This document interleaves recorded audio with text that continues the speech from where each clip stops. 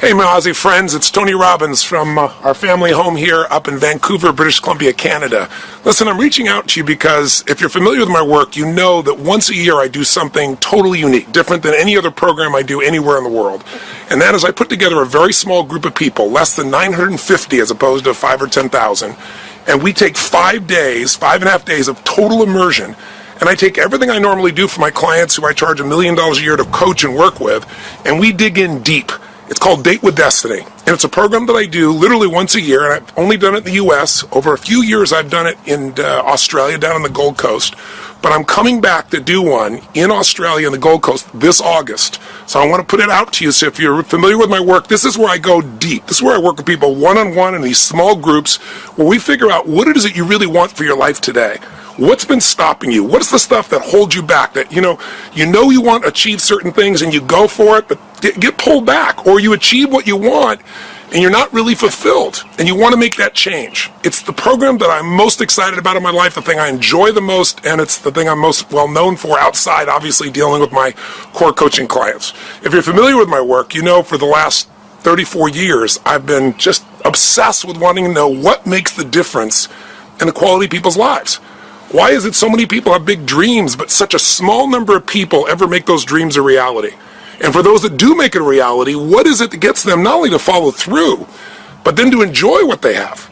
I don't know if you've ever had the experience of achieving something that you've always wanted, and then afterwards thinking to yourself, is this all there is? It's one of the worst feelings, the worst. It's almost worse than failing, because when you fail, at least you know, hey, I can still find a way to make it happen. But when you succeed and you're not happy, you're not fulfilled, then you got a real problem. So Date with Destiny is about digging inside and figuring out what are the things that control every thought, every feeling and emotion of your life. If you ever wanted to make a change, you wanted to lose weight, you wanted to transform your relationship, you wanted to make a shift financially in your life, and you find yourself making progress but pulling back, or never really even getting started, just being excited about it for a while, talking about it but not really following through, then there's something there, something that affects the way you follow through, something that affects the quality of your life. And I'm here to tell you there's two things that control everything in your life. Every thought, every feeling, every emotion, every action you have in your life. What you're wearing today, whether you're going to turn this off within a few minutes or whether you're going to stick with me here for 2 or 3 minutes, is all controlled by two things: your beliefs and your values. Whatever you believe, if you think life is just a waste of time, doesn't matter what you do, or you're big boned, then obviously you're not going to go for it. You're not going to try to lose weight. You're not going to go push for that next level of your career or your finances or your relationship or anything else. Beliefs control us, but so do our values. Some people, value just kicking back. Some people value making it happen. Some people value their family the most. Some people value love. But you know what the real challenge is? When we have values in conflict. When you really want to make a difference in the world, or you really want to do well for your family, or you really want to do well financially, but simultaneously, you don't want to upset anybody. You want to be totally honest, and you want to make everybody happy. When we have conflicts between what we want and what we think we can have, or, you have a goal of what you really want to make happen, but then you have this other belief inside that says, this damn stuff never does work. Those inner conflicts are what keep people from using all of their energy. It's kind of like taking 2 steps forward and 3 steps back. Date with Destiny will allow you to discover for the first time exactly what's controlling all the aspects of your life. The beliefs, values, and rules that shape everything. And that's why if you ever talked to anybody who's ever gone to Date with Destiny over the last 2.5 decades of my doing it, they'll tell you it was absolutely changed every aspect of their life. And I don't care if it's, some of my celebrity clientele. I mean, some of you know I've worked and done some of this work all the way back to the days when I started out with people like Princess Diana to the Dalai Lama. From my early days when I came to Australia and had the opportunity to work with turnarounds with like the Sydney Swans way back a decade and a half ago when they're having such tough troubles, or, taking a look at some of the stuff, working with people like Hugh Jackman today. Or, NBA basketball 2011 champions, the coach of the team of the Dallas Mavericks, and showing how today we're turning things around. The results I get are because I can help people figure out the answer to a question. Why do I do the things I do, and how do I change it now? Have you ever asked that question? Why am I doing this? Why am I doing this again? Or better yet, why do they keep doing this to me? If you want to understand why, and more importantly, how to change, that's what Date with Destiny is. And maybe even more importantly, what do I want for my life today? because at different stages of our life, we want different things. And you don't want to be running an old script. It used to be people kind of ran on kind of 7-year cycles. It's kind of an arbitrary number, but think about it. From 17 to 24 is kind of a stage of life for a lot of people. From 24 really to about 31, that's another stage of life. 32 to 39 or 40 years old, another stage. 40 to 47, another stage. And those are random numbers, but what I mean is people tend to have an idea of what they think life's about. It's my kids, it's building my business, it's making money, it's God, it's family, it's whatever it is. And then they go for it for a period of time, 3, 4, 5, 6, 7 years, whatever, maybe 10. But then there's a time in which people begin to question. They begin to look at their life and they begin to say, is this really what I want? Have you found yourself with that at any time? And then they do one of two things. They either recommit and they go for another 7 years and they take it to another level, or they make a strategic decision that shifts the direction of their life. Either way, your decisions control your destiny. And if you don't choose, that's a choice as well. Some people just kind of stay in the middle in that lukewarm place, not sure what they really want. So this is kind of off the cuff. What I'm really trying to say to you is, maybe the question to ask is, where do I want my life to be today? And where am I really going? What is my destiny? What's going to fill me up? What's going to give me the meaning for my life? That's going to give me joy in my life, not just achievement, but real enjoyment, a sense of meaning and aliveness. If those are questions that are things you want the answer to now, whether you're at a certain stage of life and it's changing, or you've had a birthday with a 0 on it, or you've made a lot of money, or you lost a lot of money, or you've gone through a divorce, or you're just one of those hungry people that won't settle for less than you can possibly be or share or give. If you're one of those hungry people, if you're somebody who wants to step up, then come spend 5.5 days with me at Date with Destiny. It's the only time you'll be able a chance to do this in Australia, and it comes up in this August. It's an experience that's indescribable, but I thought I'd give you a shot before I jumped on the plane.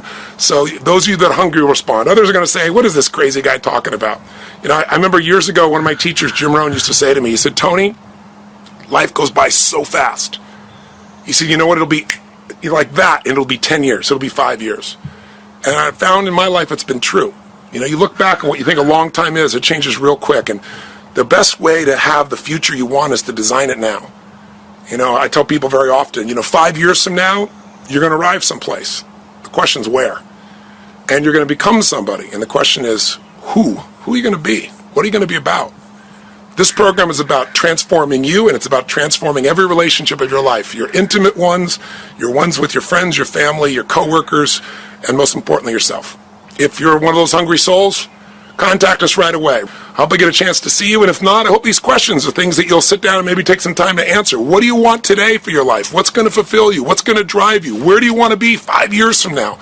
And what do you need to shift in yourself to make it happen? I'll look forward to seeing some of you soon at Date with Destiny, and others, hopefully our paths will cross sometime soon. Live strong, live with passion, and God bless. RPM planning is a way to maximize the results of your life and maximize your sense of fulfillment and joy. It's both. In order to do that, we got to change what we focus on from the question of what do I have to do to what's my outcome? What do I want? What's most important to me? What's the result I'm committed to getting?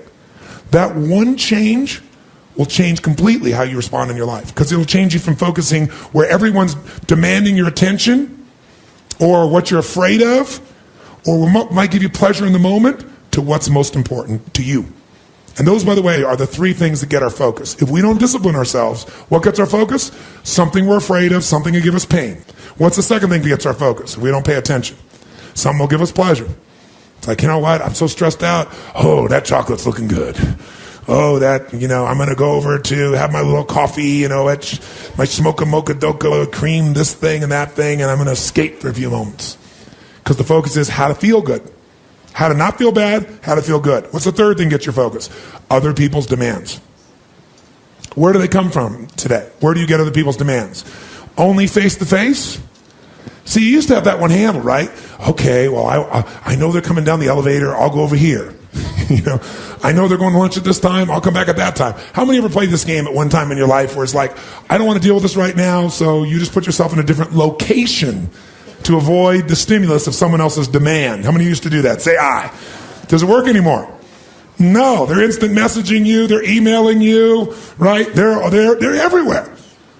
Right, there's triggers in every way for this to occur. Pick up the phone and call you, and where's the phone now? In your pocket. And by the way, if you're not there, they left you a voicemail. You got another job answering your voicemail. Think about it. So today, it's pretty hard to avoid the demands. It's not necessarily there are more demands. It's just that we're accessible to more demands. And if you don't know what you want, and you don't know why it's a must for you to achieve it, and you don't have a plan, I can promise you something. You're going to fit in everybody else's plan. And you're going to wonder why you're stressed. And you're going to wonder why I'm not fulfilled. What is time?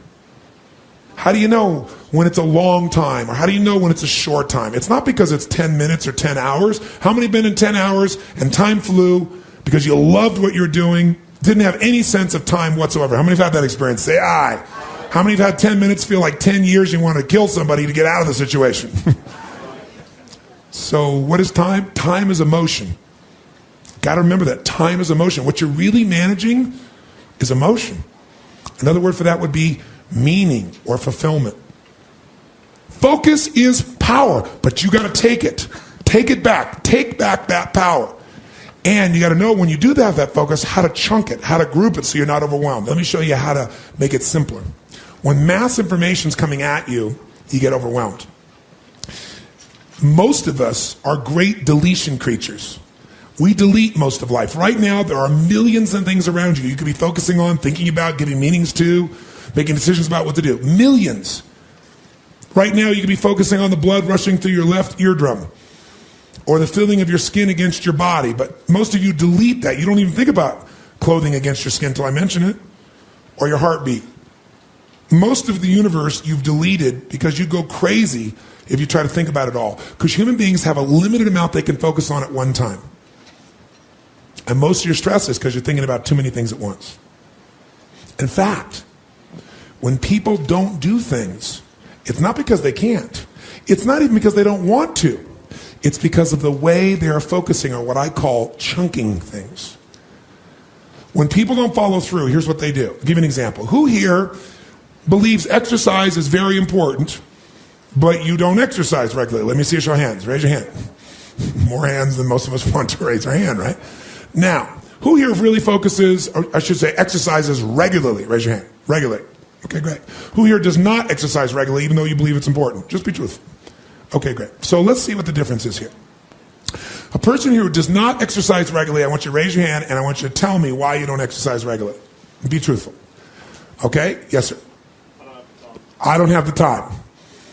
Now, is that true? He even knows it's not true. He's going to answer you first. No. But it feels like he doesn't have the time because time is emotion. And he's got so many other things he is focused on getting results in that adding this to the list seems like a lot, right? And the other things are very important to him, like his business. I don't have the time. He has the time. What's the real reason he doesn't do it? Because of the way he thinks about exercise. When he focuses on what it would take to exercise, he does it very differently than someone who follows through. When you think about exercising, what's involved? At the moment, about mile 14 of the London Marathon. Quite painful. Okay, he starts thinking about, I got to get to mile 14 of the London Marathon, and that even the thought of trying to get to the 14th mile, much less the 25th mile, is like beyond my imagination right now. So he is what I call over-chunked. He's not thinking about what he wants. He's thinking about what's painful. You just saw a perfect example.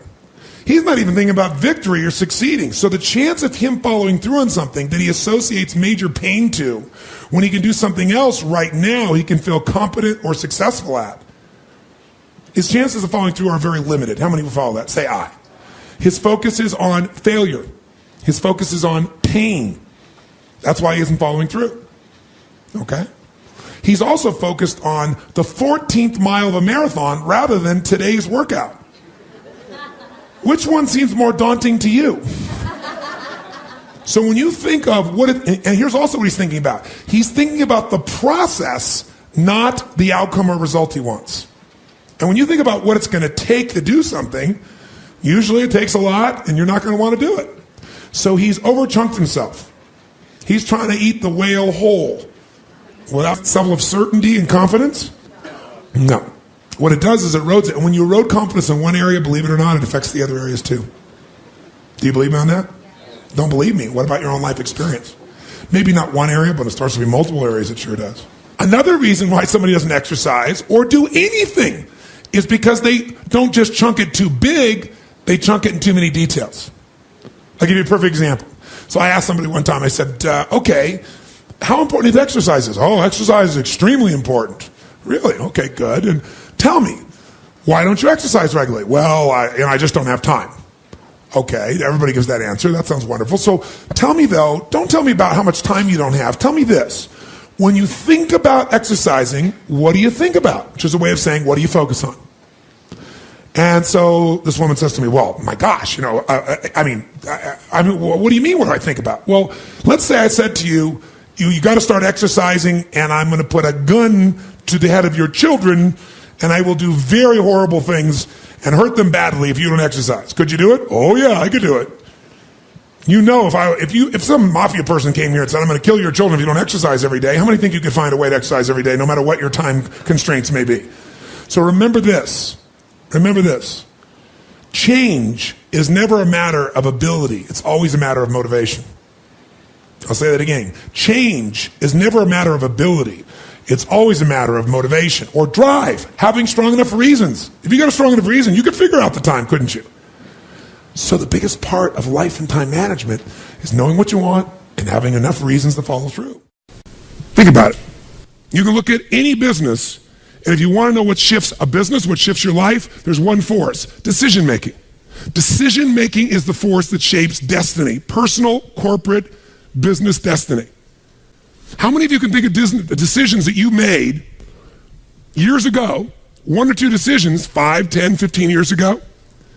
That decision, you may not have realized it at the time, but that decision was one of the most important decisions of your life. If you'd made a different decision there, you've gone a different direction, your life would be completely different today.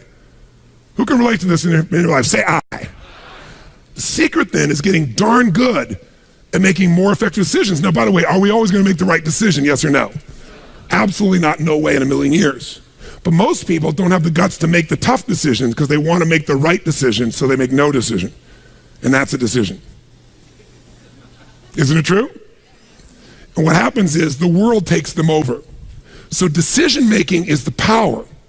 Now, there's 3 decisions you're making every moment of your life and of your business. You're making it right now in this room. And if you're watching here on film especially, you might make some decisions because you're not in the environment that's different. But the first decision you're making every moment of your life that affects your life and business is, what are you going to focus on? Because whatever you focus on, you're going to feel. So as a business owner, every employee you have each day comes in and they make decisions about what to focus on. Some people focus on their own needs. Some people focus on the customer's needs. Is that going to change the quality of what your business does? How it does, yes or no? A little or completely? Completely. Some people focus on what they can't control every day. Can you predict, if you're focusing every day on what you can't control, how you're going to feel about your life or your business? You're going to be overwhelmed, you're going to be depressed, you're going to be frustrated. Right now, you're deciding what to focus on. You can be focusing on, okay, we're getting into it now. I got the energy, now we're going to get into the meat of this. You're right, all business is decision making. Better decisions, better life. Or you could be saying, wow, my neighbor smells after all that jumping up and down. Notice that focus, right? Whatever you focus on, you're going to experience though, true? Now, some people make a decision and then they focus on the decision about how it didn't work out versus what they learned. Because there are going to be plenty of decisions that don't work out. In fact, probably if we were honest, most of us forget them. But most of our decisions aren't necessarily the right decisions if we make gutsy ones. But the ultimate decision is the ability to choose again. So focus is a decision. It's happening right now. It's happening in your business. But here's what we're looking for. There's a pattern of focus. At some stages in business, as you're going to learn today, the focus of the entrepreneur in the business is increasing sales. And they increase sales, and when they're successful, they eventually fail. Because their sales are increasing, but what's not? Someone tell me, what's not? Profits. Some people are totally focused on profits. Can you make any company profitable, yes or no?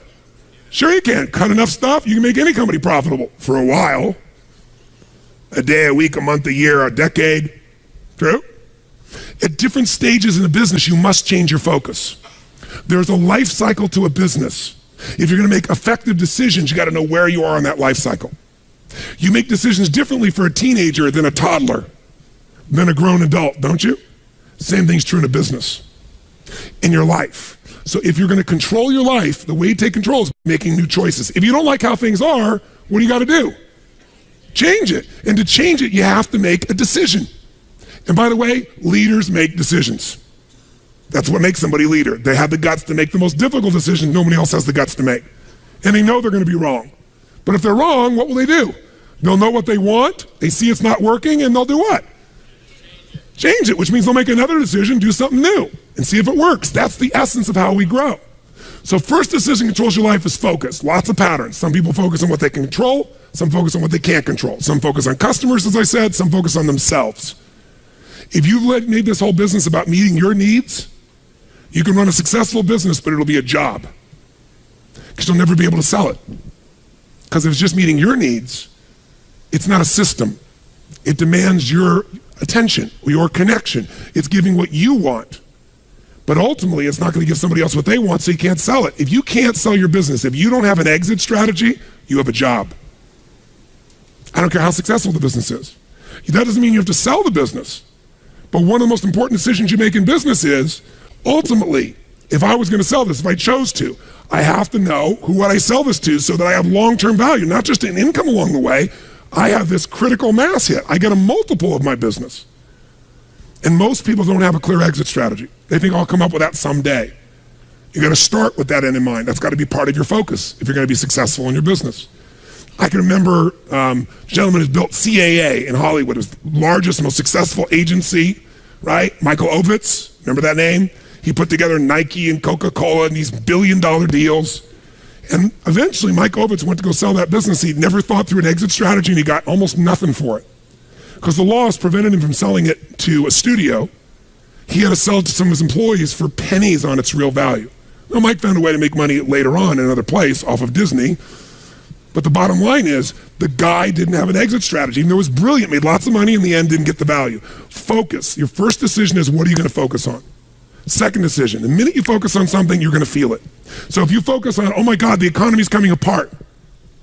My industry's, people are not buying my product or service. They're shutting it down. Consumers are not spending the money. Is that going to affect your state? Yes or no? Now, should you lie to yourself and just pretend there aren't challenges? No. But you're going to have to focus instead on, what am I going to do? What's the need that's still there? In any marketplace, there's always still people buying. I've seen it throughout the years. Even in some simple little business, let's say you're a realtor. You have your own little real estate office, or you kind of your own salesperson. You got a couple people that work with you that help you leverage yourself. Something that simple. I remember years ago, I met a woman named Marty Rodriguez. She's from the town I grew up in.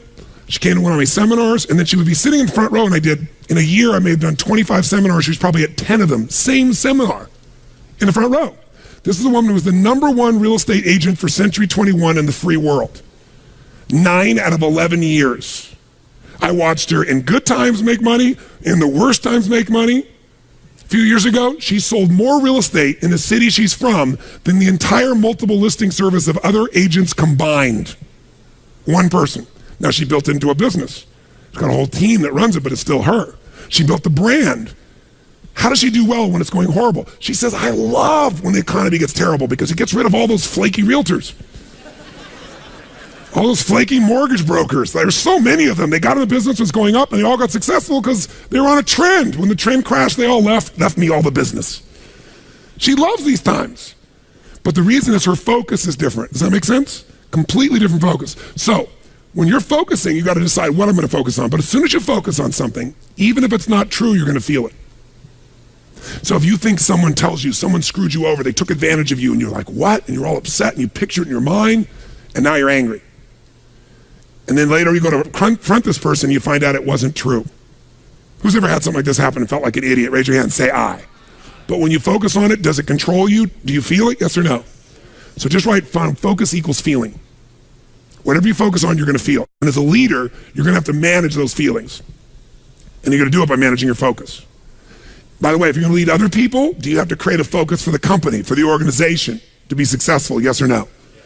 You got to find yourself, what are people focusing on? It's affecting all the decisions in the company. So as soon as you focus on it, finally get to decision number 2. Decision number 2 is, what does this mean? When you focus on something, you got to give it a meaning. Is this the end or the beginning? If you think this is the end of your business, the end of opportunity, the end of our economy, are you going to feel differently and act differently than if you think it's the beginning? Yes or no?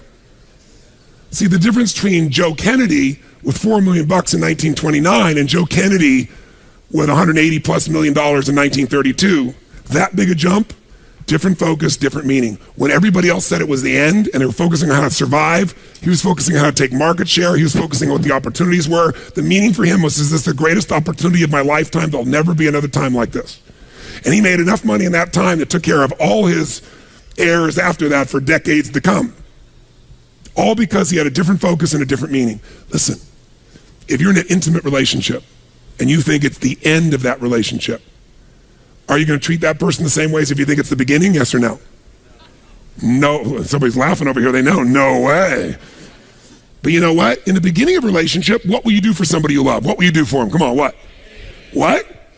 If they say, would you take out the trash? What do you say? I'll take out the trash, of course. What else would you like me to do? Isn't it true? After 3 or 4 years, they say, or 5 or 7, they go, will you take out the trash? Person goes, what do I look like, your janitor? And they go, I don't know what it is. We don't seem to have the same attraction. I don't know what happened. Here's what I tell people. Treat people at the end of the relationship like it's the beginning, and there won't be an end. And that's not just your intimate relationship. What if your customers, what if you fell in love with your customers, with your clients, more than your product, more than your company? If your entire life was about meeting their needs, if you would do what for your customers and clients, you would do what? If you love your customers and clients, you do anything, guess what? They're going to love you. But most people love their customers and clients as long as they buy from them, do what they want, respond to them. And when they don't, they go, that's the end. You want clients for life, not just customers? Fall in love with them. It's a different focus, isn't it? It's a different meaning. And that creates a different life because you make decisions differently from that place. There's another meaning. You know, is this punishment in my business? Am I being punished by God? Or am I being challenged? Or is this actually a gift what I'm facing right now? Whatever meaning you give controls what you feel. And what you feel controls the third decision. What are you going to do? Right? The minute you give it a meaning, you get a feeling. When you get a feeling, you're going to do something. You're going to take action, you're going to pull back. A whole economy is driven by this. People start focusing on, oh my God, maybe this is going to go on forever. Maybe I'm not going to get what I need. This might be the end of the way things are. I better pull in my reins. I better not spend this money. I better not take any action. And it becomes a self-fulfilling prophecy. How many know what I'm talking about here? So decision-making is your power. You want to change your business? Think about whatever's changed your business in the past. I guarantee what's changed your business is some decisions you made. You made some decisions that shifted your business in a radical way, changed things in a way that shifted the game for you. Decisions about people, decisions about products, decisions about marketing or promotion, decisions about locations, decisions about what you're going to offer, your offerings, decisions. You want to change your whole business, you can do it next few days just with some new decisions, but you're going to get stimulated, all kinds of decisions to look at. You got to decide which ones will make the biggest difference. Today, again, is going to help you understand where those decisions need to be focused based on where you are in the life cycle of your business and where you are in your